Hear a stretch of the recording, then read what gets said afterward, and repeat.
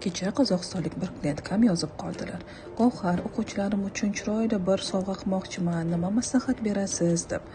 Men ularga ajoyib ko'rinishdagi kalendarlarni taklif qildim. Bu kalendarlarda har bir o'quvchini o'zini rasmini qo'yib, bunga sovg'a qilish mumkin.